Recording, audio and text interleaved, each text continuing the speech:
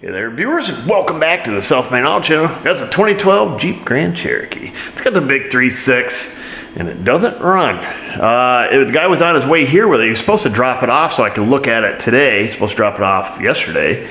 But on his way here, it died. And his original appointment was to have us look at what he said was a parasitic draw. That's what he wanted to check, because there's something draining my battery. Didn't really get many details beyond that.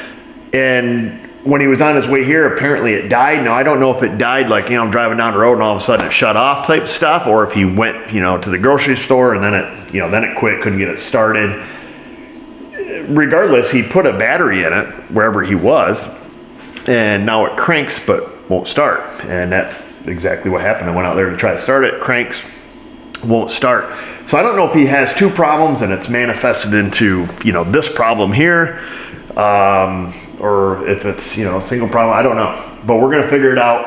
I did give it a little sniff of the old Cosby sauce, so we didn't have to push it in, but even with that, it didn't do anything. So I don't think we're dealing with like a lack of fuel delivery, unless I didn't give it enough juice, but I was out there trying to do it by myself. Anyhow, we pulled it in with lawnmower. I'm gonna plug the scan tool in it.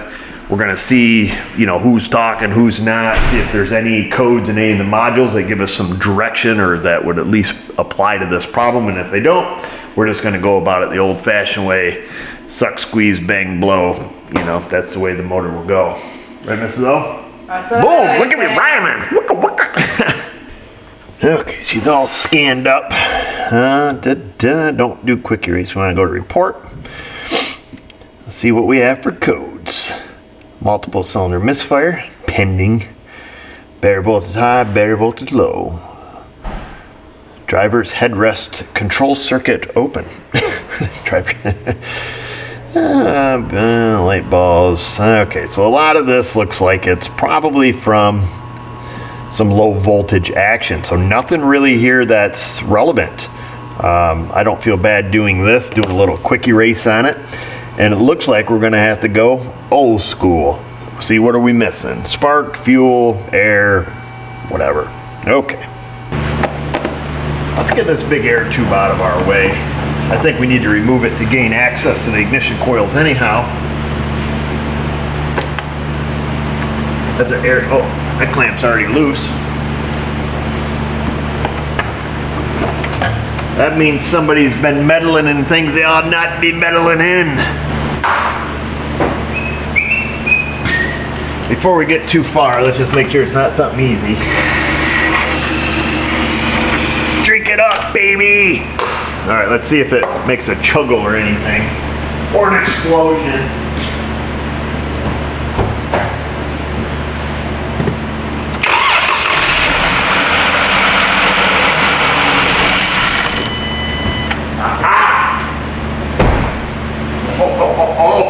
Must be I didn't get enough of the old Cosby sauce in her originally, because I sprayed her down in this hole, but I gave it a pretty good douching. I did not just shut that off. It stalled on its own, so there we go. We know what the answer is. We have a fuel delivery issue. Looks like it has an aftermarket fuel pump relay bypass installed, as these often do. Of course, we don't know which wire is which. We know this one's a power. This feels pretty toasty. It can't be toasty if the fuse is bad. Let's just have a look at the fuse. Fuse looks good. I don't know if this is a Chrysler add-on or if this is just something somebody else added on.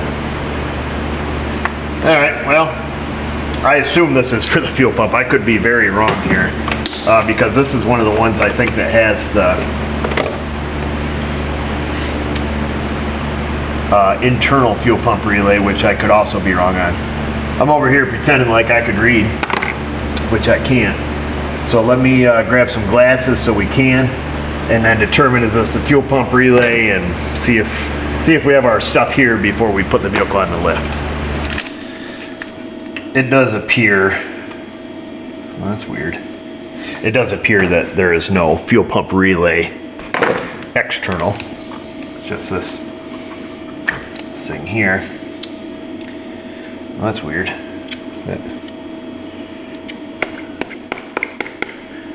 Huh. I don't know if that's... It smells really bad. There's some kind of liquid in there. I know this camera won't really focus there. Yeah, there we go. Yeah, some kind of liquid in there. It smells horrible. Huh. Okay, well, let's see. Here we have... Trying to figure out who's who. I'm assuming the big blue wire. Let's see if we can find a 30 and an 87 here. Let me try to clean some of this out so I can see which terminal's which. Which two are the control? I assume the two smaller ones are, you know, control, and the big one there is back to the fuel pump. I suppose we can just take a big fat guess here. Let's see here. Got us a jumper wire that has a smaller fuse than what this is ready for. Let me just kind of half stick that on there. Oh, you hear the fuel pump? So big fat guess. We big fat guessed it and it worked. What do you know, huh? Let's see here. Let me get the keys to my Chevrolet. This is how I drive the Chevys in. I got a couple of these that I use when the fuel pump modules go bad in them, which happen to be the same size as this one. Oh, I hear the fuel pumper running. We are fuse protected. All right, well, let me leave that in there. Let's see if this thing starts. Maybe it'll be that simple.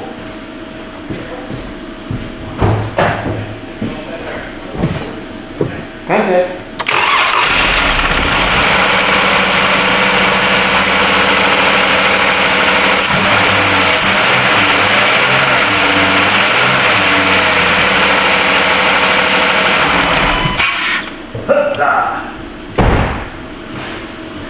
Look at us go.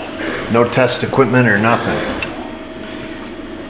Oh, it just broke my dang frickin' key. There's the keys in my Chevrolet.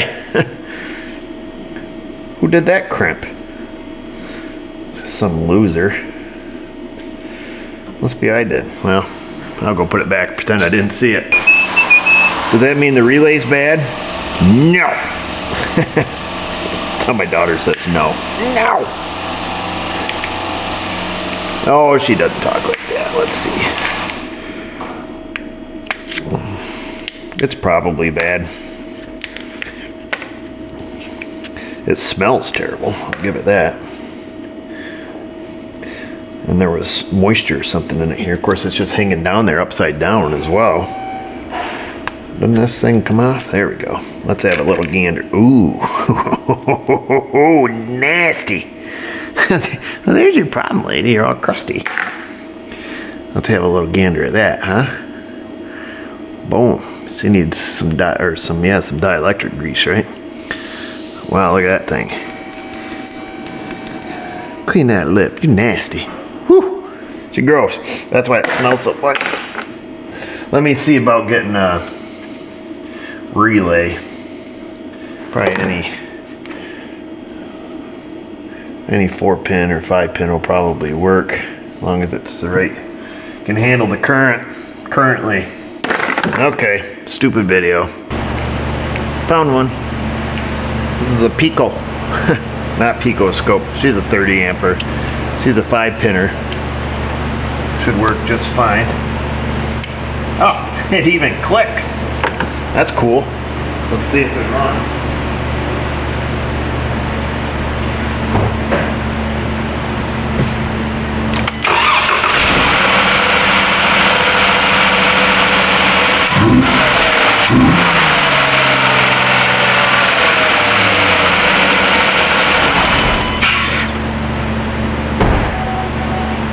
Yeah! Who's excited? I think the issue is this thing was hanging down there and it's upside down. Must have just filled up with the water. That's my guess. Ooh, rub him and watch him grow. Look at that.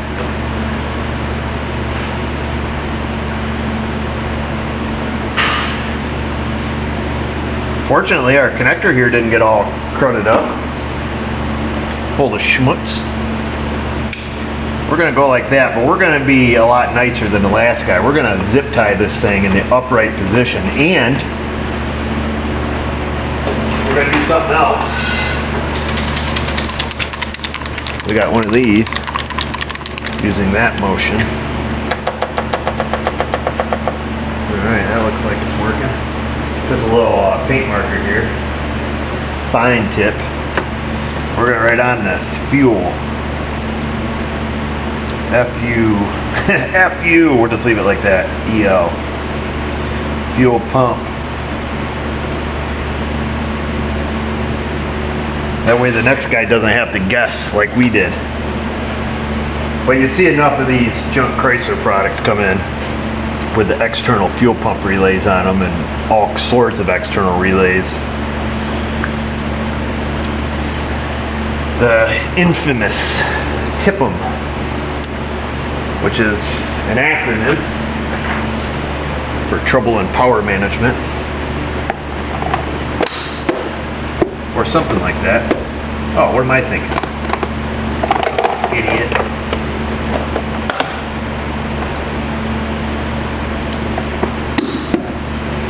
Let's go get a zip tie.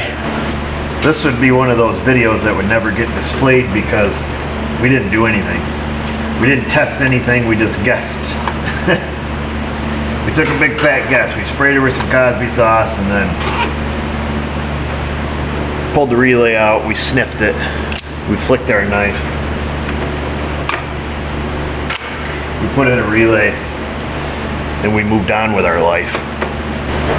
No scopes, no testing, just some educated guessing. Wow, I am on fire with my rapping and my rhyming today.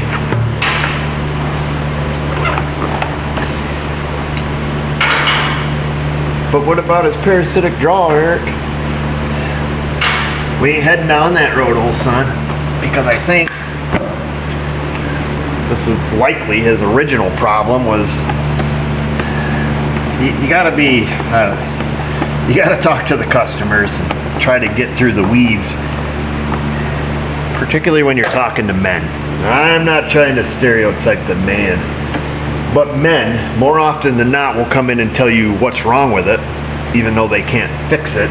They are more than happy to tell you, it's a bad ground, it needs a fuel pump.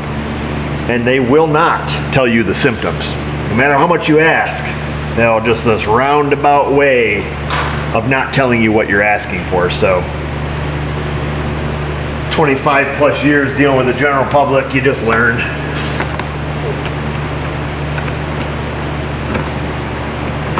You just learn, folks. That's why that wasn't tight.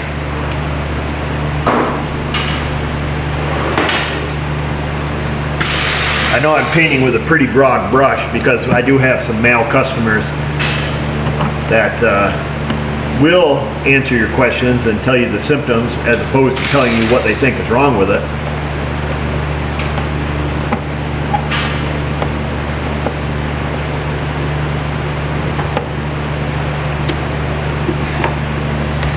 But women, on the other hand, will often tell me everything that's happened from day one when they bought the car till current. So usually there's two extremes there, but anyhow, that's it. We're going to leave this one alone. I feel like there's something missing here. The engine cover. I've just discovered it. That's what's missing. We'll leave it at that, folks. Easy peasy. This would be one of the videos that I would throw away because it was just kind of silly. But perhaps somebody's got a relay that they've added onto their Jeep or any other vehicle and it's just sitting down there dangling and they didn't think like, hey, is this thing going to fill up with water and, you know, get damaged like that or not? I don't know. Maybe it's a learning lesson for somebody. Am I going to check it for a parasitic draw? Nope. Because I suspect he's probably been having this issue for a while, you know, with the relay getting full of water and the vehicle doesn't want to start, or the parasitic draw was probably if the relay was making contact and running his frickin' fuel pump all night and, you know, killing it that way. What I will do is give it back to him. It starts and runs and drives. He's got a new battery now. and say, if you have any more problems, contact me in the future. I'm not gonna go chasing ghosts. Anyhow, don't you guys ghost me in that comment section. Insta, Facebook. And just remember, viewers, if I can do it, you can do it. Thanks for watching.